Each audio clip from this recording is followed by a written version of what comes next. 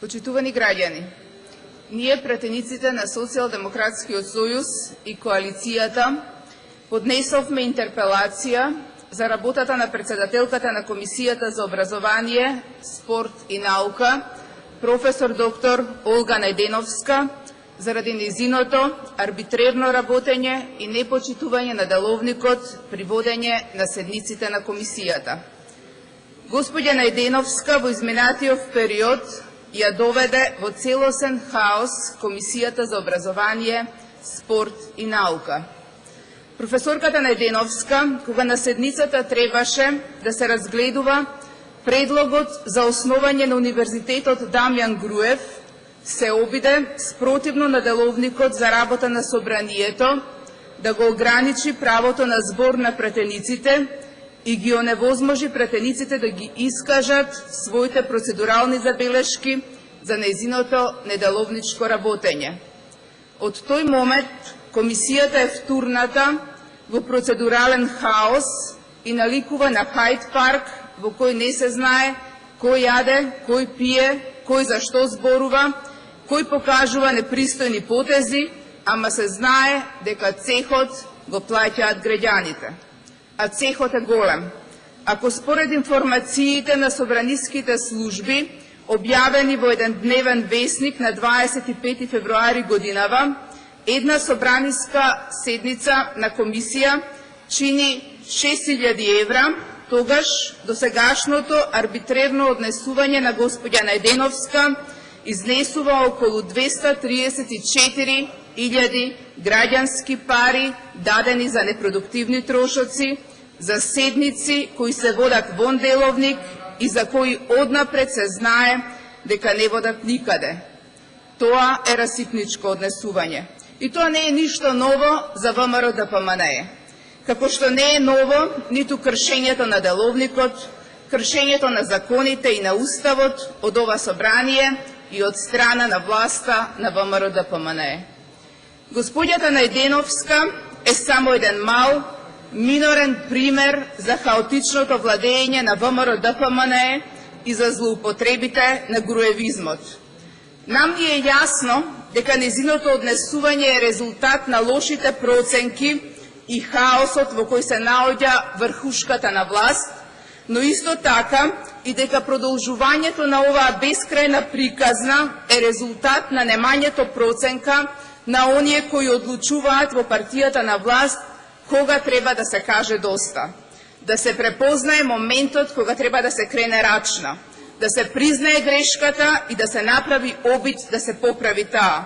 Всушност, она што се случува во Комисијата на образование, спорт и наука е жалосна слика на она што се случува на глобално ниво, на ниво на политичкиот систем на Македонија. Колегите од ВМРО-ДПМНЕ седат на таа комисија, самите велат дека се чувствуваат како во шоуто на Джери Спрингер, самите го признаваат хаосот, но не можат да се спротивстават на слепиот водач кој ги води во бездна. И жално е што е тоа по повод на предлог за основање универзитет. Нашата пратеничка група во повеќе наврати бараше господја Најденовска да закаже јавна расправа за состојбите во образованието. Ако се сеќавате, бранот за масовно граѓанско незадоволство во Македонија започна со студентските протести заради незадоволство од новиот закон за високо образование. Примената на тој закон е одложена, што е пример за ретарирање на власта во тој поглед, но владата превзема и обврска да се донесе нов закон за високо образование во заедничка консултација со студентскиот и професорскиот пленум. Таа обврска не е исполнета. Наместо тоа, владата предложи формирање за нов универзитет. Студентскиот и професорскиот пленум искажаа негативни ставови за тој предлог. Ние како опозиција поднесовме околу 1000 амандмани со цел да овозможиме простор за дебата и проценка за потребата за основање на нов универзитет, особено што анализа и проценка не е содржана во владиниот предлог. Ние бараме да се отвори дебата дали предлогот на владата е во насока на унапредување на образованието во Македонија или напротив води во спротивна насока. и да се дебатира како власта треба да помогне да се подобри квалитетот на образованието во оваа земја и да се дебатира за еден безсмислен проект наречен екстерно тестирање кој деновиве се спроведува во Македонија. Да ве подсетам, опозицијата имаше поднесено 1000 амандмани и за законот за нотаријат. Беше организирана јавна расправа по законот. Илјадите амандмани не го спречија донесувањето на законот. Еве тука ќе ја пофалам господјата Нада Ципушева, која умешно и во дух на толеранција ја водеше дебатата по тие амандмани, која прифаќаше процедурални интервенции и доколку имаше деловнички отстапувања, ја враќаше работата на деловничкиот колосек и ја доведе расправата до крај и до изгласување на законот. Наспроти неа, неделовничкото и хаотично водење на седниците на Комисијата за образование ми раѓаат сомнеш во искрените намери на ВМРО-ДПМН да го формира најавуваниот универзитет. Ако сакаат да го формираат, имаа многу елегантно решение да се усогласеа со деловникот и да ја почнеа постапката од почеток. Ако се почитуваше деловникот, таа расправа досега ќе беше завршена и универзитетот формиран. Се одлучивме да поднесеме интерпелација за да го свртиме вниманието на јавноста на кршењето на деловникот во Комисијата за образование и да предупредиме да не се повтори нов црн понеделник. За жал, кршењето на деловникот не е ексклузивно само за Комисијата за образование, туку може да се согледа во повеќе комисии, затоа што владеачкото мнозинство се обидува да продолжи со трендот на неограничено владење. Но, дами и господа од власта, деловникот не постои за да го користите како лепеза кога ви е жешко. Деловникот постои за да ги врзе рацете на абсолютистички настроените мнозинства. Но наспроти ова, мнозинството продолжува да го крши деловникот. Го направи тоа со формирањето на Комисијата за импичмент, зашто се обративме и до господинот Велјановски, но тој не превзема ништо да го заштити деловникот. Да бидам искрена, не ни очекувавме од него таква активност, особено што тој во официјален документ е потврден прекршител не само на деловникот, туку и на Уставот. Тој самиот во скоро време го скрши деловникот со тоа што не закажа пратенички прашања, онака како што е предвидено во последниот четврток на месец мај. Да ве подсетам дека во негово време, во 2008 година, бевме сведоци на една крајно недоловничка постапка за ист закон да се гласа по 3 пати, кога сакаше да му го ускрати правото на вето на председателот на државата. Но нема да останат заборавени црниот понеделник, носењето неуставна одлука за распуштање на собранието, циркусот распуштање па свекување на собранието, циркус Медрано не ви е рамен. А Комисијата за образование е само еден неумешен скеч во таа глобална циркуска представа. Но и како таква, таа не смее да остане неказнета и заборавена.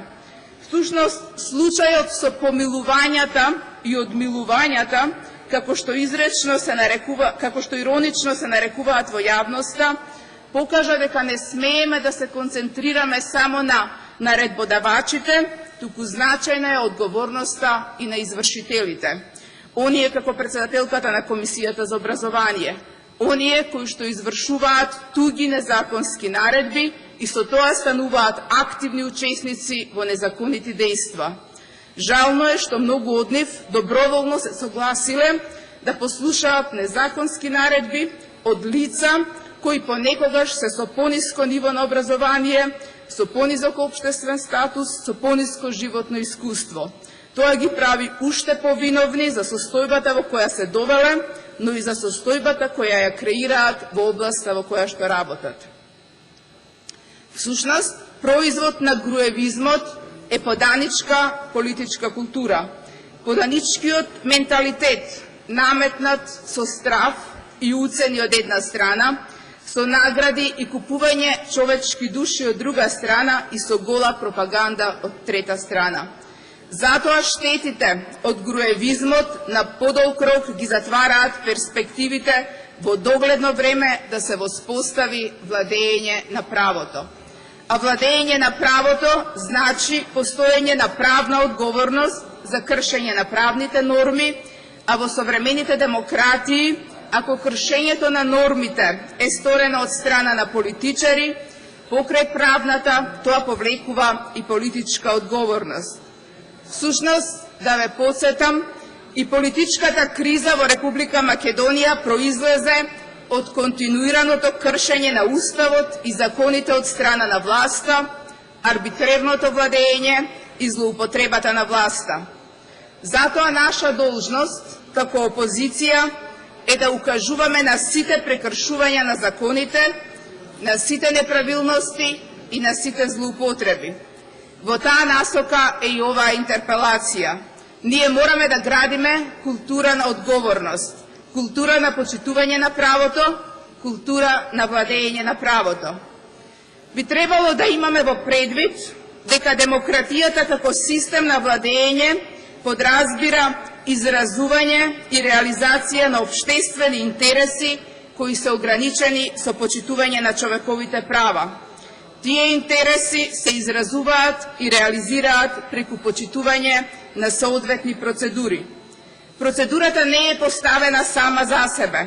Напротив, таа е со цел да го гарантира артикулирањето на различни општествени интереси кои се представени во собранието како представнички дом.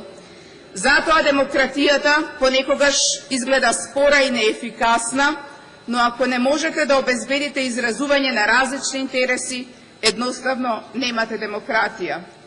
Тоталитарните системи се многу поефикасни. Тие не се занимаваат со опозиција, со човекови права, со процедури. Пресликано на работењето на госпоѓа Најденовска како председател на Комисијата за образование, спорт и наука.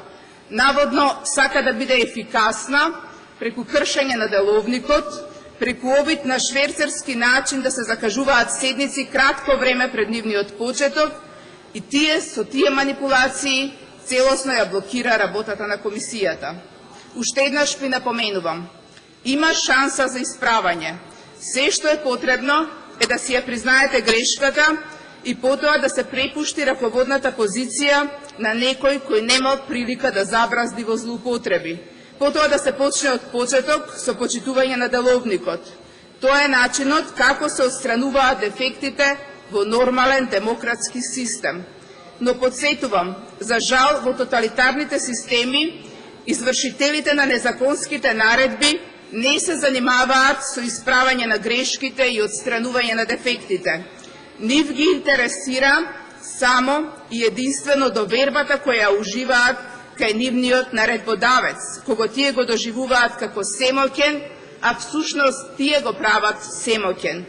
Не им е грижа дали кршеле устав, закон, деловник, дали повредуваат некому, дали нанесуваат некому болка, туку нив ги интересира дали семоќниот лидер ги милува, дали ги смета за вредни, зашто знаат дека само тој може да ги казни за работите што ги прават. А знаат дека тој од нив не бара постапување по закон, туку почитување на неговата волја и наредба. Практично на тој начин доаѓаме до основната одлика на тоталитаризмот. Не владење на правото, туку владење на апсолутната власт на семоќниот водач.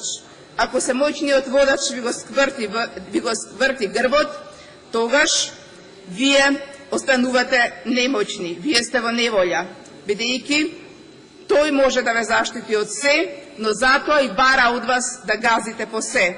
Само госпоѓа Најденовска некако е наивно да се почитуваат незаконски наредби во ситуација кога на сите им е јасно дека тоталитарната власт во Република Македонија се руши.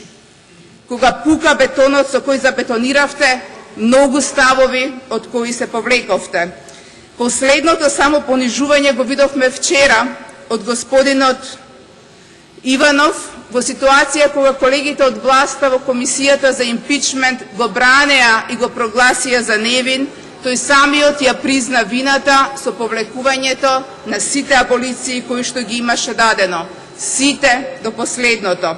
И тој беше ставен во немила ситуација да извршува туѓа наредба на 12 април, давајќи ги помилувањата, а сега беше принуден да се посипа со пепел и да ги повлече оние аболиции кои што ги дал.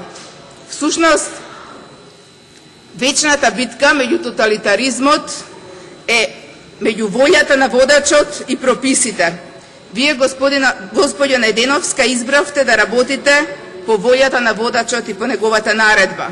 Ние пак со оваа интерпелација избираме да се бориме за почитување на прописите и затоа ја поднесовме интерпелацијата. Почитувани граѓани, неспорни се прекршувањата на деловникот од страна на господјата Најденовска. Со изгласување на интерпелацијата за тие прекршувања, Собранието би ставило едно зрнце песок во темелите врз кои треба да биде изградено владењето на правото. Но за жал, однесувањето на владеачкото мнозинство во изминатиот период не дава простор за оптимизам дека денес тоа зрно песок ќе биде фрлено. Но тоа нема да не обесхрабри во битката за демократска и слободна Македонија. Ви благодарам.